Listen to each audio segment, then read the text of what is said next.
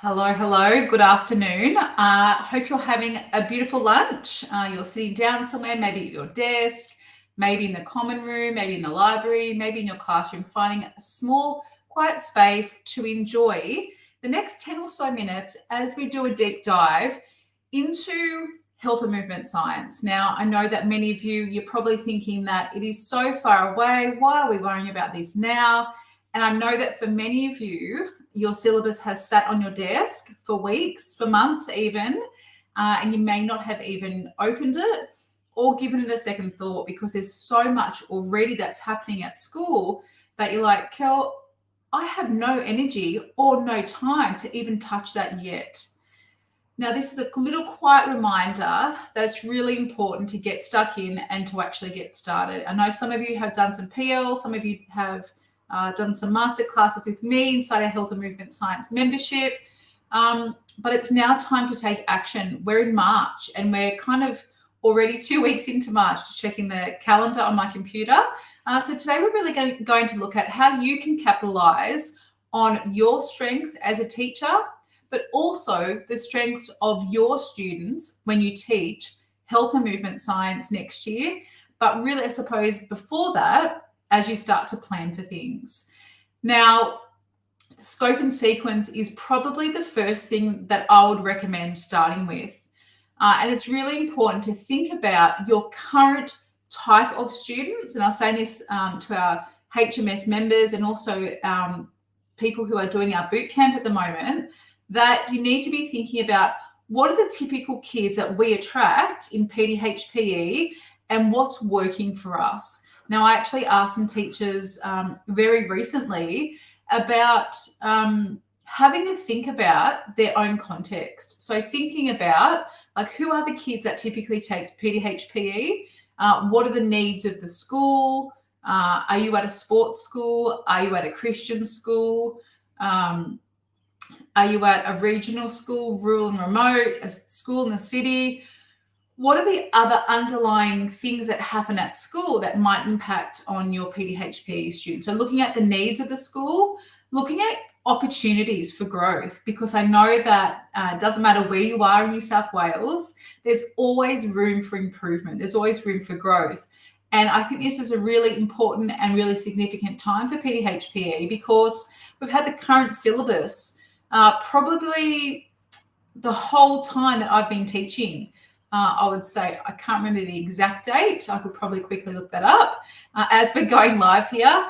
But it has been a very long time because, look, we haven't had a change. And it's really important for us to be thinking about this new opportunity for change in like next year. Literally in 3 terms' time, we have a brand new syllabus at the realm. And look, it's really important to kind of be thinking ahead. Our syllabus, current syllabus, was first published in 2001, and we've had changes, over the years, including, those doctors ABCD changes that were made for our first aid stuff. But it's been a long time, 23 years.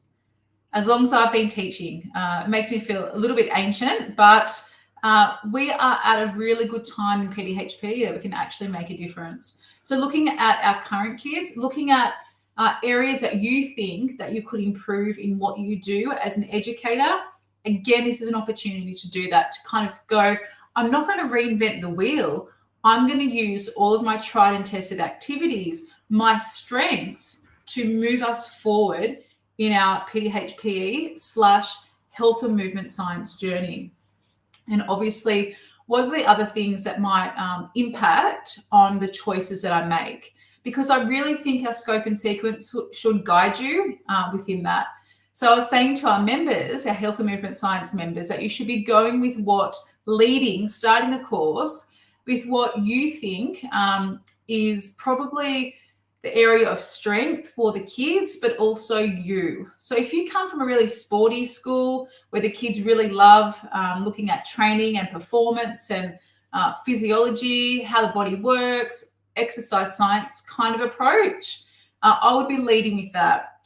Now, we kind of have 2 camps across New South Wales. we have the health side of things, and we have the science, the exercise science kind of side of it. And that's always been the case in PDHPE. Not back in the 70s and 80s and 90s. It was pretty much based around physical education. It has really shifted, but there are some PDHPE teachers who still love that sciencey, that physiology, human anatomy training kind of approach to PDHPE, and now our new health and movement science syllabus. So if you love that, I would start with that, because it's kind of what you know. It's like a safety zone for you, but also it really engages the kids from the beginning. I was saying this to the attendees last night at our boot camp. There was about 20 PDHPE teachers from all across New South Wales, many with, between 15 and 20 or 30 years experience as a PDHPE teacher. And we were talking about this idea that we should be going towards what the kids are good at, what their strengths are, what our strengths are, because we don't want numbers to be impacted. I'm a little bit fearful of the word health and movement science, that science part of it. I suppose knocking back, or the kids just freaking out with the word science. Not all of our kids like science. And when we see the word science, many of them will freak out. So still maintaining that traditional, that typical PDHPE student that we teach, and going, what can I do to cater to their needs, to their diversity, to their differences? So in your scope and sequence, I would be leading with what your zone of genius is. And I was saying to everyone last night that even from as a student in PDHPE, I always loved the health side of things. So health promotion, drugs, alcohol, decision-making, problem solving.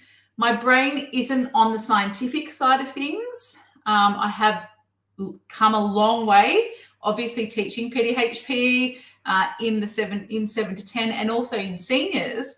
You kind of have to get out of that box and go, okay, well, if I am that way inclined, you need to build on your skills.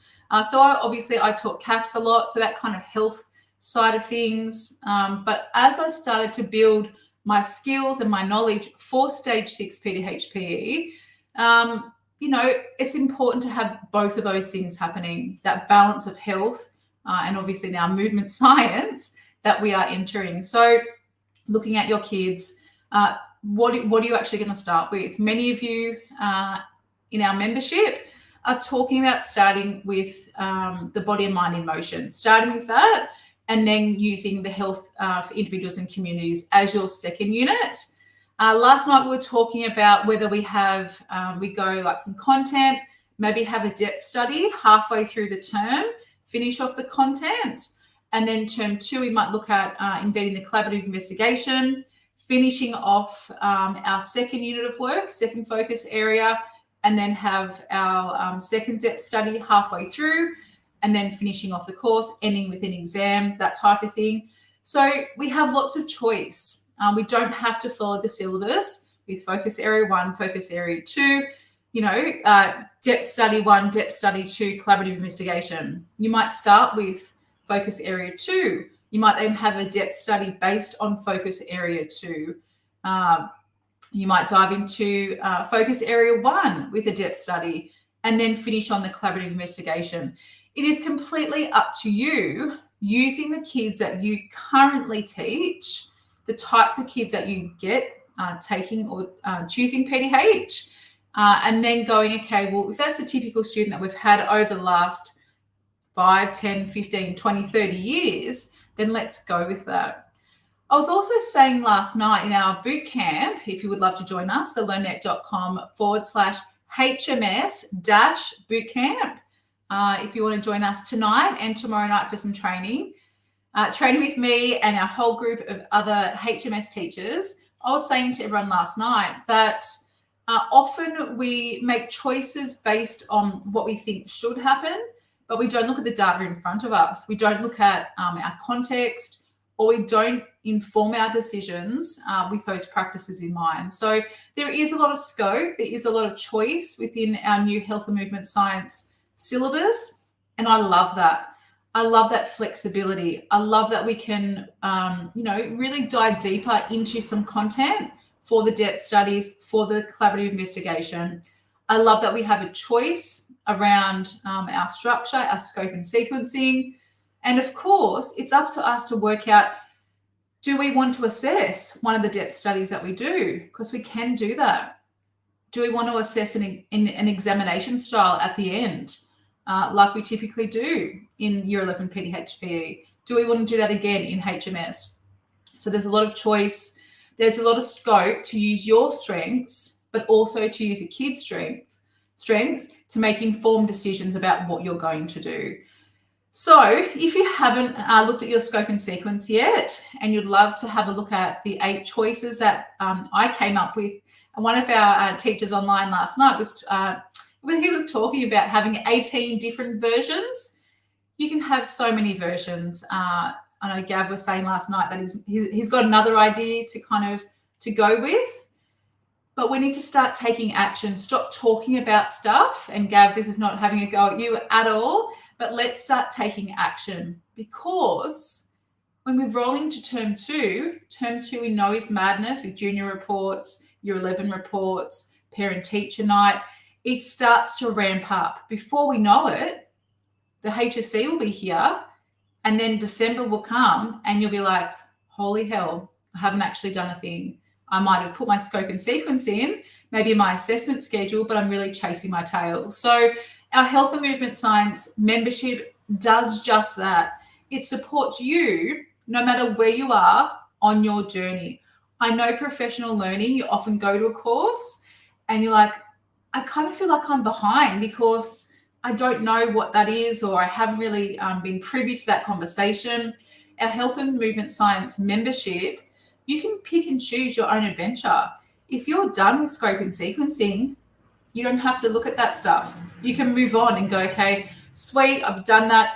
My assessment schedule needs to be done. That's the next thing. Or I really am going to start with focus area 2. So I'm going to dive into that content. As our membership builds, when you join us inside the membership, you'll get access to everything that we've done prior and everything that we do in the future for the length of your membership. So 12-month membership. It's very similar to the way the CAFS Collective works. It's basically mirrored on the CAFS Collective. And this is going into our 4th year of the CAFS Collective at the end of the year. It's been working. We have a really thriving community of about 90 to 95 to 100 teachers that has been built up over time. And that's what the HMS membership is mirrored on, because it's working. Teachers want access to ongoing support, access to ongoing resources, new ideas, different perspectives. And that's what we do inside our HMS membership. I develop things that you guys need and want. So no more PL that your boss wants you to go to, or that your head teacher wants you to go into the city. It costs an absolute bomb to take you from where you are into the city, accommodation, casual relief, all that sort of stuff. It's done with access to resources online. You also have that sense of teamwork, that sense of collaboration and community, because you're connecting with other like-minded PDHPE teachers. And that idea around collaboration, if you've watched what I do, if you know what I'm like, that sense of community and collaboration is exactly why I created this membership. So if you have been checking it out over the last couple of days, and if you're like, Kel, I just want something to start with, or I'd love to have the perspective of other PDHPE teachers and courses, it's really hard when there's like 40 people in a room and everyone's wanting to ask the presenter or the presenters. This is really catered to like a boutique experience, because it's close-knit in terms of being online and not having those distractions that we often have at external PL. So the learnet.com/HMS is where you can go to check it out. You'll have me as your coach, as your PT, facilitating, guiding you along the way. But the number of resources that we have in store for you and that we will continue to give you, you'll be absolutely blown away. So if you have any questions about the membership, the way it works, let me know. Send me a message on Instagram or Facebook, or flick us an email. And we can't wait to have this brand new group of cohort of teachers inside our HMS membership. So the learnet.com/HMS is where you need to do to check it out. We have a monthly version, monthly payment, an annual payment, but also a new faculty option as well. Thanks so much, team. If you would love to join us in bootcamp, we can give you those details as well. But let us know if you have any questions. Take care.